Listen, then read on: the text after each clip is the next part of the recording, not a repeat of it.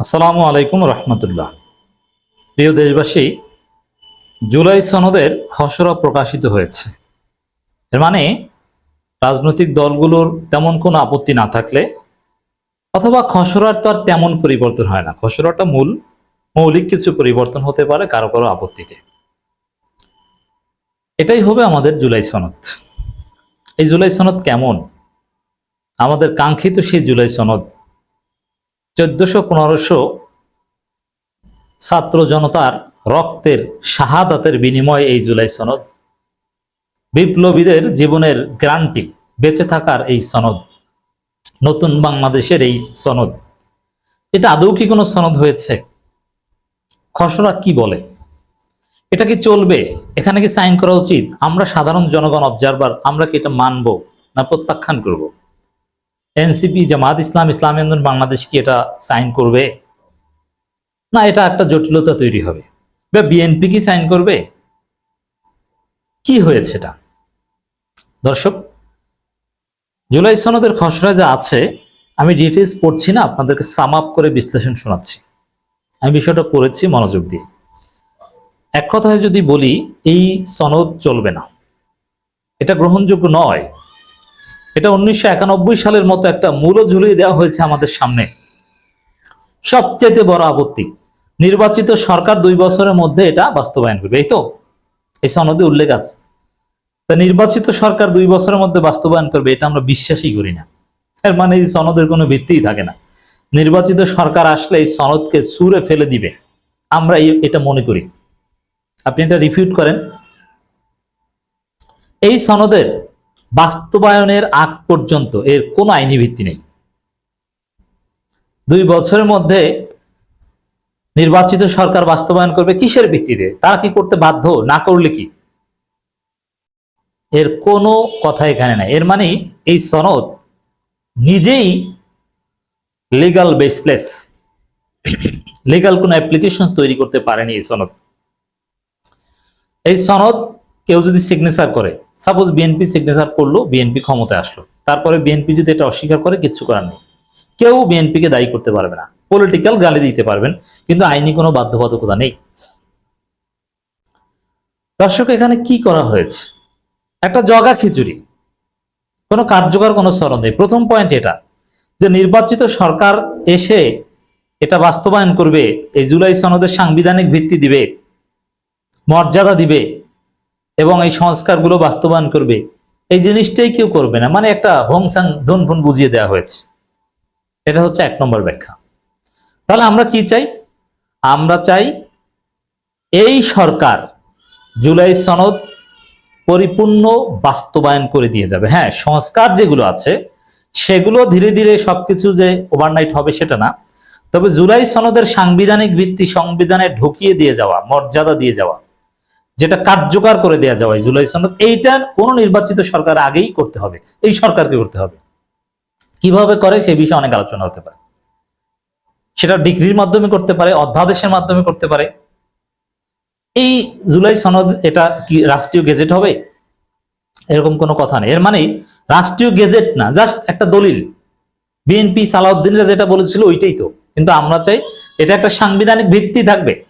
এটা এখন ইউনূস সরকার ডিক্রির মাধ্যমে করুক, অধ্যাদেশের মাধ্যমে করুক, গেজেটের মাধ্যমে করুক, যেভাবে হোক করতে হবে।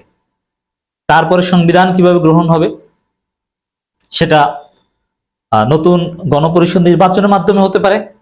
সেই গণপরিষদ নির্বাচন যে সংবিধান গ্রহণ করবে, সেই এটা উল্লেখ থাকার কথা ছিল। তারা জুলাই সনদ কার্যকর করে দিয়ে যাবে, কিন্তু প্রাথমিকভাবে মিনিমাম গেজেটের মাধ্যমে, ডিক্রির মাধ্যমে করার কথা, কিন্তু এরকম কোনো কথাবার্তা এখানে নেই। এবার যে কেউ চাইলে এই জুলাই সনদ অস্বীকার করতে পারে। এখানে প্রত্যেকটা লাইনের মধ্যে ছোটখাটো ত্রুটি আছে, সেই বিশ্লেষণে আমি ডিটেল যাচ্ছি না, বা ধীরে ধীরে বিশ্লেষণ করব। এখানে আরেকটা বিষয় একটু বলি যে 1400 শহীদের কথা বলা হয়েছে, নারী, শিশু, ছাত্র জনতা। শহীদ তো আরো অনেক, বা নিহত হয়েছে 2000+, এখানে 1400 কেন বলা হয়েছে? হ্যাঁ, এটা ঠিক 1400, কারণ 1400 হচ্ছে আন্দোলনকারী, আর 2000 যে বাকি 400-500 কিন্তু পুলিশ বা আওয়ামী লীগ আছে।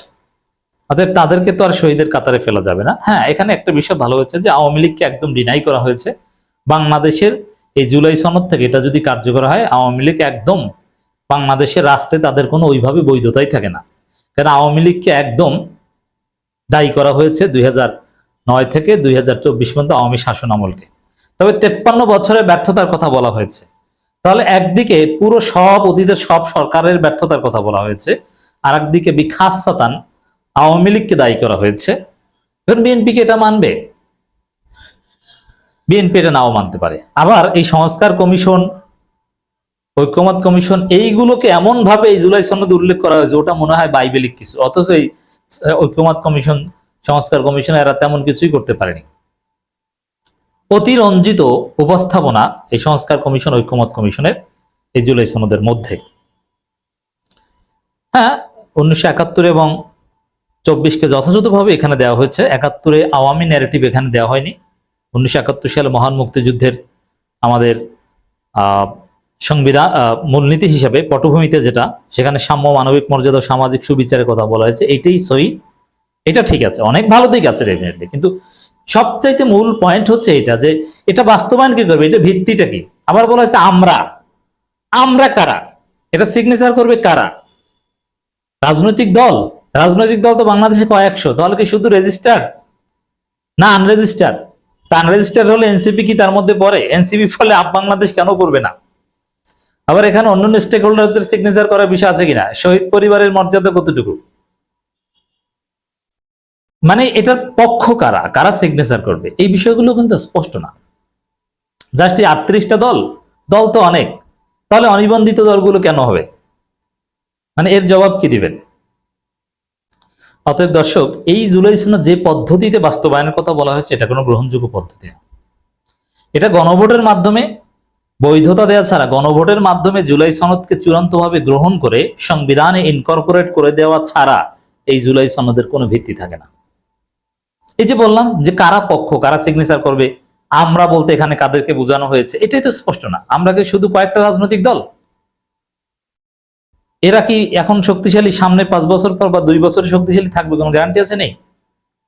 এজন্য আসলে জুলাই সনদ বাস্তবায়ন ইউনুসকে করে দিয়ে যেতে হবে এবং এটা গণভোটের মাধ্যমে গ্রহণ করতে হবে, জনগণের বৈধতা নিতে হবে, যেটা কেউ পরিবর্তন করতে পারবে না।